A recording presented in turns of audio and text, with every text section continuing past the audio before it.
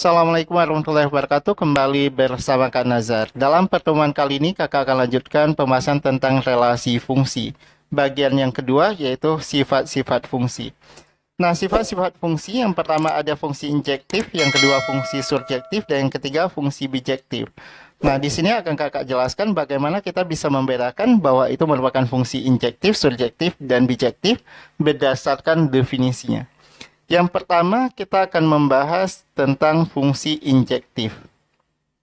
Oke, fungsi injektif.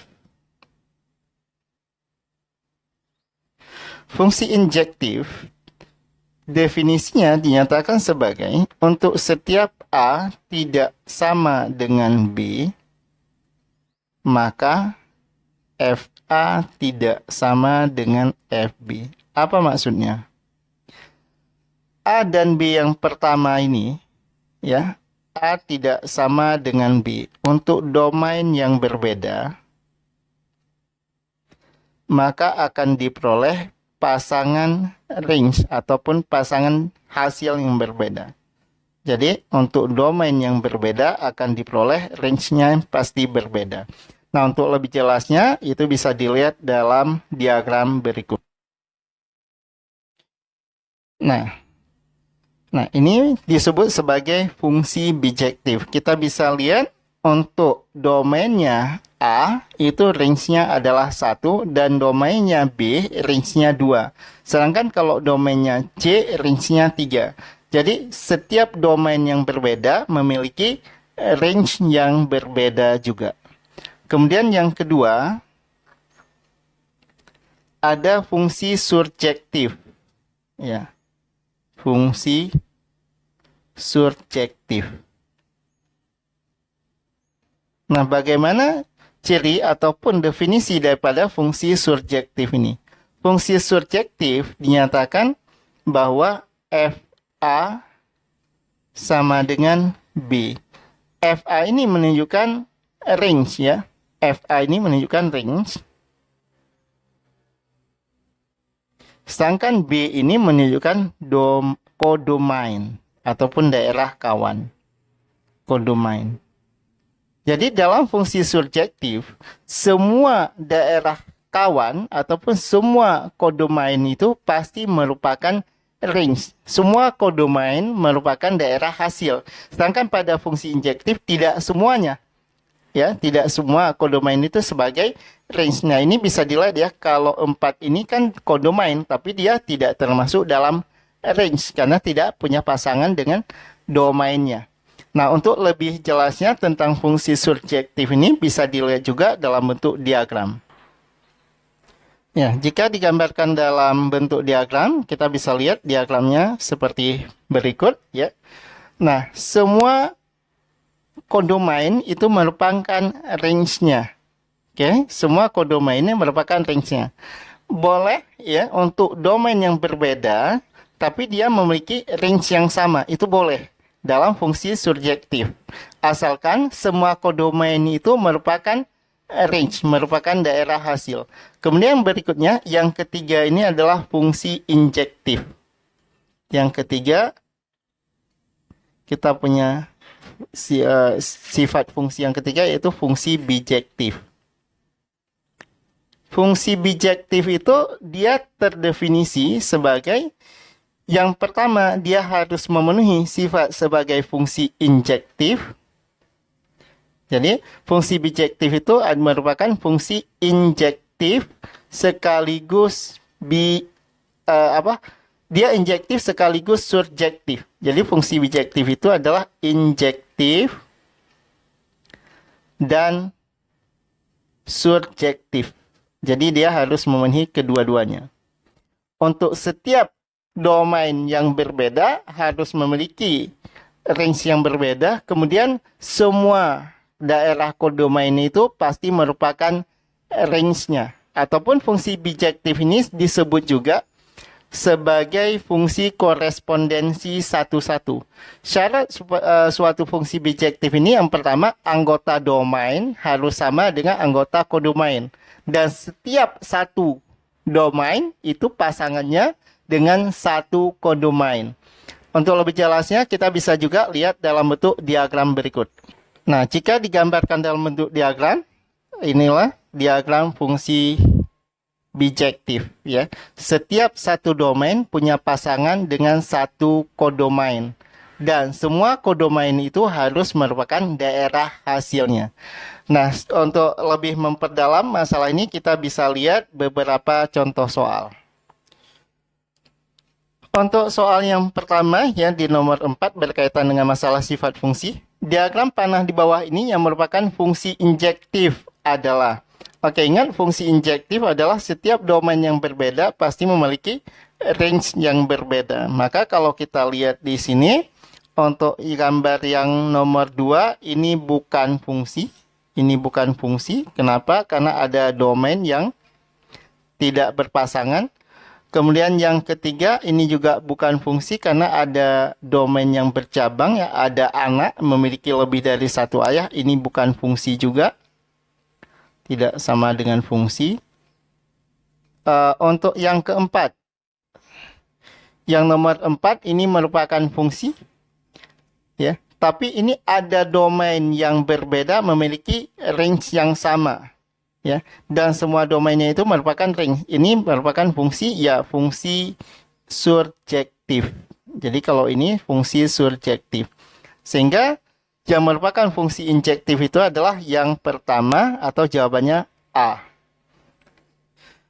Kemudian untuk soal yang kedua, ya, ataupun di nomor 5, karena ini merupakan lanjutan dari pertemuan sebelumnya. Perhatikan gambar berikut. Diagram panah tersebut yang merupakan fungsi bijektif. Ingat, fungsi bijektif itu dia harus terpenuhi sebagai injektif sekaligus surjektif. Kalau injektif, setiap domain yang berbeda itu pasti memiliki range yang berbeda. Nah, setiap domain yang berbeda memiliki range yang berbeda itu untuk injektif. Nah, ini kalau yang pertama, kalau dikatakan injektif bukan, karena ada domain yang berbeda memiliki range yang sama. Kalau dikatakan injektif juga bukan injektif. Kenapa? Karena tidak semua kodomain yang memiliki pasangan. Jadi ini bukan injektif dan juga bukan surjektif. Apakah dia merupakan fungsi? Ya, secara definisi fungsi ini merupakan fungsi. Ya, tapi tidak termasuk dalam 3 sifat yang tadi. Kemudian kalau kita perhatikan yang kedua. Yang kedua, jumlah domain sama dengan jumlah ring dengan kodomain. Ini merupakan ciri utama fungsi bijektif. Kemudian setiap domain yang berbeda memiliki pasangan range yang berbeda. Itu masuk dalam kategori sifat injektif. Kemudian tidak semua kodomain itu memiliki pasangan dengan domain, ya. Setiap kodomain itu merupakan range. Jadi pernyataan 2 ini benar. Gambar nomor 2 ini sebagai fungsi bijektif. Karena memenuhi injektif dan juga surjektif. 2 benar, 3 juga benar. Kalau yang keempat ini memenuhi sifat surjektif saja. Sehingga opsi jawaban untuk soal nomor 5 ini 2 dan 3 adalah yang B. Berikutnya. Nah, di sini ada soal nomor 6 yang merupakan fungsi surjektif. Ingat, fungsi surjektif itu definisinya bahwa setiap kodomain itu merupakan range ataupun F. Gimana ini? Ya, setiap kodomain itu adalah range, ya. Nah, range sama dengan B. Ya. Kita bisa lihat di sini yang semua kodomainnya itu merupakan range itu adalah yang E. Nah, kalau yang A ini ada kodomain yang tidak berpasangan. Kalau yang D ini bukan fungsi, ya. Yang D bukan fungsi. Kenapa? Karena ada domain yang tidak punya pasangan. Kalau yang B ini bukan fungsi, karena ada B berpasangan lebih dari 1. Ini juga bukan fungsi. Ya. Kalau yang D tadi bukan fungsi. Kalau yang C ini merupakan fungsi. Tapi dia bukan surjektif, bukan bijektif, bukan juga injektif. Ya. Jadi pilihan jawabannya adalah yang E. Ini bisa disebut sebagai fungsi surjektif sekaligus fungsi bijektif. Kita lanjut untuk soal yang berikutnya. Ada di nomor 7. Nah, ini jika diberikan dalam bentuk grafik fungsi. Yang manakah dari berikut ini merupakan fungsi injektif? Ingat, kalau injektif untuk setiap A yang tidak sama dengan B, maka akan menghasilkan range-nya juga tidak sama. Setiap satu X itu memiliki pasangan tepat dengan satu Y. Nah, kalau misalnya yang A itu kalau kita pilih X yang berbeda, saya coba ambil Y-nya yang kita perhatikan ya. Nah, ini kalau misalnya saya tarik ini garis Y, ya. Kalau ini saya nyatakan sebagai Y sama dengan B, itu pasti ada dua nilai X yang berbeda. Nah, jadi ada dua nilai X yang berbeda memiliki Y yang sama. Jadi ini tidak bisa disebut sebagai fungsi injektif. Jadi yang A ini salah. Kalau misalnya yang B juga demikian. Kalau saya pilih satu nilai Y, nah ini. Maka untuk nilai Y yang sama, itu diperoleh pada saat X-nya yang berbeda. Nah, pada saat X di sini, dan juga X di sini. Jadi ini juga bukan fungsi injektif. Kalau misalnya yang C ini juga nggak bisa disebut sebagai fungsi injektif. Kenapa? Bahkan dia disebut sebagai fungsi nggak boleh, kecuali diberikan batasan domainnya. Kenapa? Karena ada bagian X atau ada bagian domain yang tidak terdefinisi pada fungsi ini. Jadi yang C ini bukan. Kalau yang E ini juga nggak boleh disebut fungsi. Karena setiap satu domain itu akan memiliki range yang berbeda. Ya.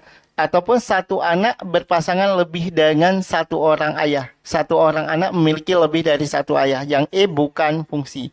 Jadi, yang C dengan E itu bukan fungsi, A dengan B itu bukan fungsi injektif. Sehingga yang merupakan jawaban sebagai fungsi injektif ini adalah yang D. Oke, kita lanjut untuk nomor berikutnya.